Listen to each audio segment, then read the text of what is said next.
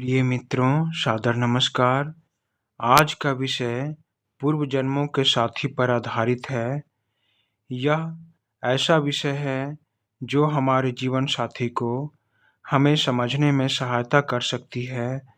मित्रों, आशा करता हूँ कि यह लेख आप सबों को अच्छी लगेगी। यदि यह लेख आप सबों के सराहना के योग्य हो, तो मेरी यह मेहनत सार्थक होगी।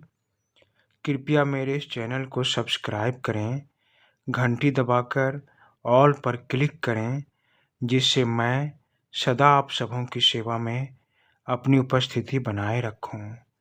मित्रों, मनुष्य का विवाह दो अनजान आत्मा, जिसे उनके माँ बाप, अभिभावक एक सूत्र में बांधते हैं।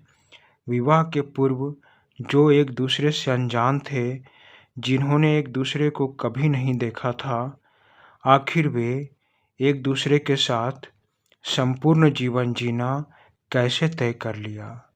क्या मांग में भरी जाने वाले सिंदूर में इतनी ताकत है कि वह इस जन्म में जीवन साथी का साथ और अगले जन्म में उसी जीवन साथी से हमें मिलाए? इन सवालों के उत्तर इस कहानी से स्पष्ट हो सकती है। महाभारत में अर्जुन का पुत्र अभिमन्यु था और अभिमन्यु श्री कृष्ण का भांजा था। महाभारत के युद्ध में चक्रव्यूह का जाल बिछा था, जिसमें अभिमन्यु को उनके चाचा दुर्योधन, जयद्रथ और अन्य योद्धाओं ने बुरी तरह घेर कर अभिमन्यु की हत्या कर दी थी। यह युद्ध के नियमों के विरुद्ध था, क्योंकि किसी अकेले निहत्थे योद्धा को घेर कर शस्त्रों से निर्दयी की भांति हत्या कर देना नियम विरुद्ध है। इस घटना के बाद महाभारत में युद्ध नियम टूटने लगे, क्योंकि अर्जुन ने अपने पुत्र के इस नियम विरुद्ध हत्या से युद्ध के नियमों को तोड़ना ही उचित समझा। जब महाभारत का संपूर्ण युद्ध समाप्त हुआ, तब अर्जुन को अपने पुत्र अभिमन्यु की बहुत याद सताने लगी। इसीलिए अर्जुन ने श्री कृष्ण से प्रार्थना करते हुए कहा, हे करुणाधारी, हे परमेश्वर, मैं एक बार अपने पुत्र से मिलना चाहता हूँ। उसे वर्तमान में, अगले जन्म में देखकर मेरी सारी चिंताएं और इस वियोग के दुख को मिटाना चाहता हूँ। तब श्री कृष्ण ने अर्जुन से कहा, हे अर्जुन, तुम्हारा पुत्र मृत होकर अगले जन्म में अभी 5 वर्ष का बालक है, परंतु उससे मिलना तुम्हारे लिए निरर्थक सिद्ध होगा। लेकिन अर्जुन श्री कृष्ण से जिद करने लगे। तब भगवान श्री कृष्ण ने अर्जुन को योग दृष्टि देते हुए अर्जुन को उस स्थान पर लेकर गए जहाँ अर्जुन का पुत्र अभिमन्यु मरकर अगला जन्म ले चुका था और इस अगले जन्म में 5 वर्ष का बालक बनकर खेल रहा था।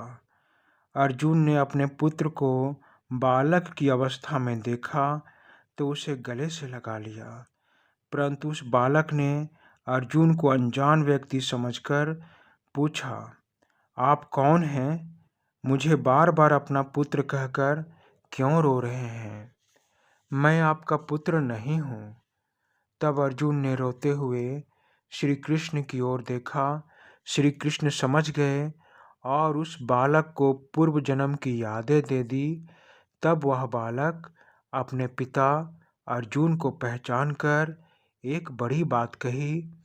उसने कहा, हे पिताश्री, महाभारत में जिन योद्धाओं ने मुझ निहत्थे को घेर कर हत्या कर दी थी, उन योद्धाओं को पूर्व जन्म में मैंने अकेले उन सबको इसी प्रकार मारा था। महाभारत में तो वे मुझसे बदला ले रहे थे। इसीलिए आप दुखी मत रहिए। यह सब कर्मों का फल है जो हम मानवों पर उधार रहता है।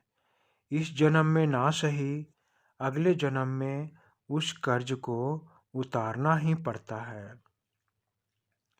बालक के मुख से इतना ज्ञान सुनकर अर्जुन आश्वस्त हुए और श्री कृष्ण ने बालक की पूर्व जन्म की यादें मिटा दी, जिससे वह एक सामान्य बालक बन गया। इस कहानी से जीवन साथी के मिलाप में एक धुंधली परत थोड़ी स्पष्ट हो गई कि पूर्व जन्म में जिस मनुष्य के साथ हमने जैसा व्यवहार, जैसा कर्म किया था, इस जन्म में वह व्यक्ति हमारे साथ वैसा ही व्यवहार करेगा। गरुड़ पुराण, सामुद्रिक शास्त्र और पूर्व जन्म के सिद्धांतों के अनुसार जीवन साथी वह व्यक्ति है, वह आत्मा है पूर्व जन्म में जिसके साथ हमारी गहन मित्रता या घोर शत्रुता थी। जिस मनुष्य के साथ मित्रता करके हमने उसका उपकार किया, उसकी सहायता की, उसके सुख दुख के बराबर के भागीदारी रहें, चाहे वह पूर्व जन्म का मनुष्य स्त्री हो या पुरुष हो, बस मानव हो और पूर्व जन्म में उससे बहुत लगाव हो या कट्टर शत्रुता हो, तो वही मनुष्य, वही आत्मा हमें इस जन्म में अपना ऋण उतारने का एक अवसर देता है और इस जन्म में हमारे सबसे निकट रिश्ते में बंध जाता है। सबसे निकट रिश्ते में बंधकर पूर्व जन्म के कर्ज को वह रिश्ता इस जन्म में हमें कष्ट देकर या संतुष्टि देकर अपने कर्ज को चुकाने का कार्य करता है। इसीलिए गरुड़ पुराण, सामुद्रिक शास्त्र और पूर्व जन्म के सिद्धांत के अनुसार हमारा जीवन साथी वह व्यक्ति होता है जिसे हमने पूर्व जन्म में गहरी मित्रता करके या गहरी शत्रुता करके अपना ऋण उस पर शेष रहने दिया। वही ऋण, वही कर्ज इस जन्म में जीवन साथी के रूप में हमें भुगतना ही पड़ता है। इस जन्म के माता पिता,